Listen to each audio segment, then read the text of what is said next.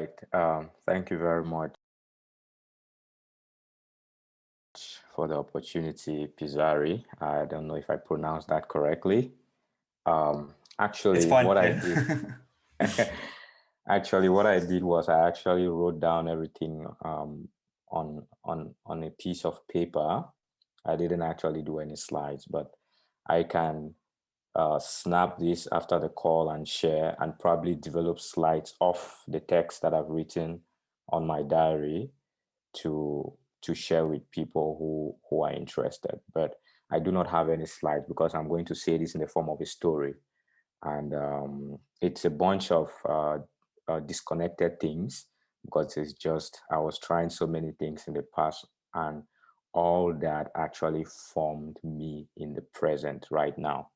So I didn't actually prepare any slides for this, but if It's totally everybody's fine. happy, It's fine. It's great. I just going to share the agenda, and it's totally yes, fine. We don't need slide. Thank you very much.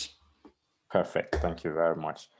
So thanks again for the opportunity. I'm happy to talk to you all. My name is Derick Alangi. I currently work for the Wikimedia Foundation, which powers Wikipedia, and WikiTeq, which is a media wiki consulting company. So today I'll be sharing with you all my tech journey. And it started way back like 15 years ago when I was still in college. Here in Cameroon, we call it secondary school. It has different names in different parts of the world. So I'm from Cameroon, just to state that. It's a country in Central Africa. And that is where I try my best to do the little things I can do to help the tech community worldwide.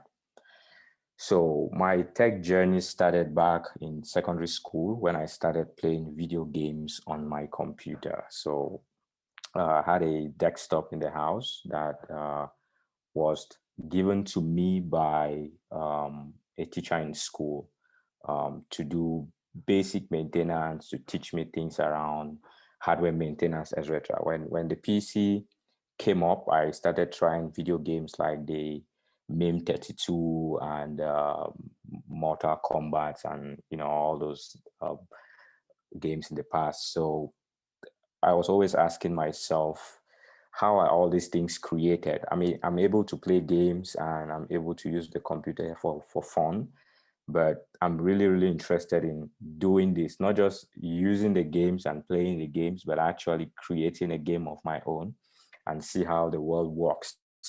And basic computer usage like Excel, Microsoft Word, and all that. So my first operating system was actually Windows XP Professional. So while I was trying to do basic things with it, it sparked my interest on how to build these things. And when I got into high school, which is pre-university, I started learning how to code. And my first programming language that I learned was C, the C programming language. And that was because it was being taught in school as part of the curriculum. So it was tough. It was very tough. I still say this today. C is not an easy programming language to start with. The barrier of entry is really high, but that was the prerequisite. Started writing computer programs in C, wrote the Hello World. All right, I Oh think I'm yeah, back now. yeah. Connection Now got it broken works. for a bit. Sure. Yeah, Okay, it works. awesome. Thanks. Sorry, Okay. sorry about that. Where did you miss me? Was I talking about C programming already? So you said it was tough to learn Yeah. C. Yeah, so I always say that C it has a high barrier of entry because it's a really, really low level programming language, and you need to understand how compilers work. You need to understand how, excuse me, how uh, to code in a language that is very close to the machine. So it wasn't that easy, but that was what we started with. And I was very excited about it, not knowing that it's a long journey, it's an endless journey where people get to learn things every day, things change every day. And when I successfully did a bit of programming in high school, I passed my courses and all that, then went into the university. So back at the university, I studied software engineering. So I enrolled in the Department of Computer Engineering, and my specialty was software. So that was when I went into programming fully. And it was a crazy time. It was a 4-year program. I did so many things back in the university. I'm just going to mention a few. Um, as a way of continuously learning, I created programming clubs, helped others in programming clubs to teach programming, hosting tutorial sessions to teach programming to the lower forms, did freelancing to, pay some bills. It's a capitalist economy. We need to survive. But it was just very basic freelancing tasks, $20, $30, do that and get some money. And while I was still in the tech journey, I was opportune to mentor programs like the Google Coding, which is a program that, Google helps pre-university students get introduced into programming. Then one thing which was a learning experience for me is that I tried applying for the Google Summer of Code program 3 times and I didn't get accepted. So GSOC is an internship that is still currently hosted by Google. And I had heard about it and people applying and getting selected and working on projects, but I tried it 3 times and I wasn't selected. But I didn't give up. The 4th time, that was what actually introduced me into where I currently am today. The organization I worked with was the Wikimedia Foundation, and I worked on a Python-based project. So after 3 trials, I failed, hopefully. And the 4th, thank you. My internet keeps being crazy. So no problem. No problem at all. yeah. So I'm pretty sure I stopped around the GSOC part of it. Yeah. So when I got accepted into the program, did the project and completed, I felt like that was a community I should be in. It pretty much aligned with my personal goals of sharing knowledge for free and working with a community that is open. So I kept doing that, helping people through programs like the Google Coding program, which I mentored like 3 times as an org admin, as a mentor, then the GSOC program, which I mentored like twice as a mentor, and then once as an org admin, then outreach program, still in the same organization, Wikimedia. While doing that, simultaneously, I was also working on startup contributions back in the community, which was also another phase in my tech journey. I worked on local startups, products, and created value on products which helped us directly. And when I finished GSOC and kept doing my voluntary service at the foundation, I couldn't keep doing that because it wasn't paid. So I had to look for a job that could pay me to sustain myself. So that was when I slightly shifted into the corporate world.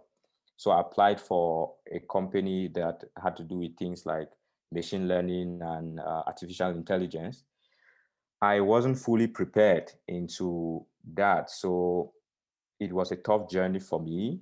I worked with them for about a year, but I had a burnout. So I had to quit. I had to quit the job because I was just too stressed. I couldn't continue anymore. Then when I left it, I continued with co-working with other people in the community to build products and startup ideas, etc.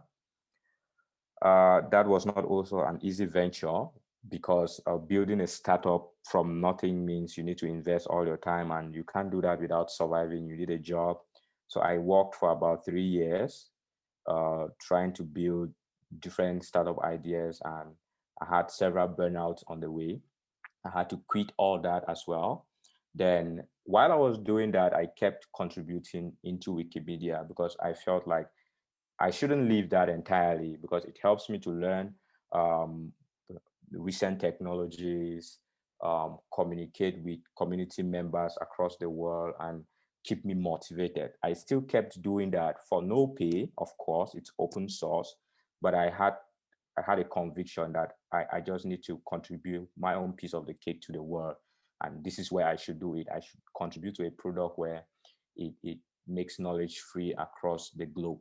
So I kept doing that. And there was this internship offer that came up at the foundation. I applied for it, went through all the interviews, and I got selected. So this project, I worked on it. I finished it way before the estimated time. My managers were very, very impressed about the work, but the contract had to expire. So when the contract expired, because of the work I did with them, I had a direct offer for a part-time role. This time around, no longer an internship, but an offer where I am actually paid as the web developer to continue the work that I started while I was an intern. So um, one thing I learned from that is if you feel convicted that this is the path you should be on, you shouldn't just leave it. You shouldn't quit, because at the end of the day, who knows? That may be what will move you to the next level. And Wikimedia is actually what moved me to the next level. So after the contributions for about 3.5 years of no pay, voluntary service, working on other things, I got an internship, which was paid. Then later on, I got a direct contract, which was paid. Now, based on the work I was doing, it was fun, had good managers. It's a nice environment, so much effort going in. I had a promotion for a full-time contractor as technical associate, which happened last year. And after the so much experience I had gathered doing so many other things in the past, I I started seeing myself no longer applying for jobs anymore.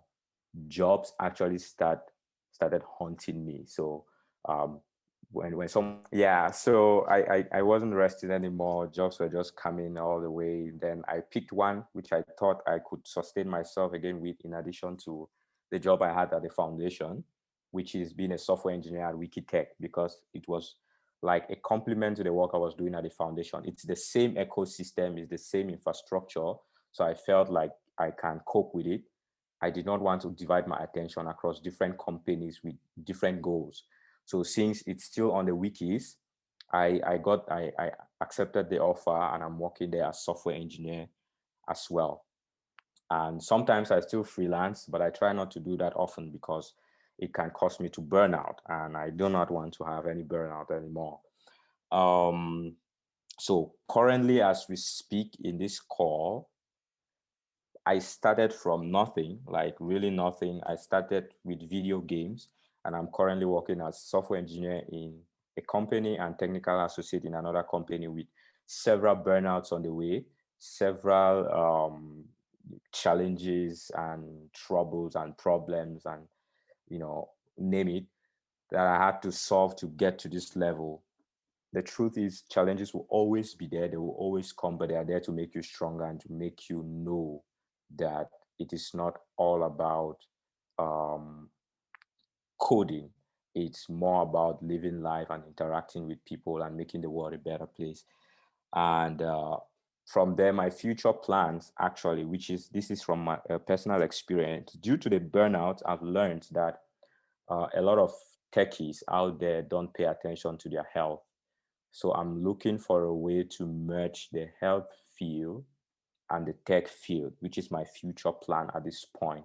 I will keep working, but there will be a point where when that time comes, I will have to start something which will target health in tech. And it's not going to be the classical health in terms of pharmaceuticals. It's actually going to be ancient health technologies like yoga and meditation, to bring that into the tech field, because the world is too busy that the mind is not resting, the brain is not resting. And if people keep uh, stressing themselves like that, they will not enjoy tech, because there is already a say that the programmer has no life, which is currently true, but we intend to change that in the future, because programmers should have a life. They should have families. They should raise children. They should connect with nature. They should enjoy the beauty of life and not just get stuck behind their screens, writing code every day, supporting others, but not supporting themselves. So this is 15 years story summarized in 15 minutes. I hope maybe some parts are not clear about it, some minor details have been left out, but this is like the major aspects of where I started, from video games to working for one of the biggest software companies in the world, and hoping to impact people health-wise in tech with all the knowledge I've gathered. Thank you very much.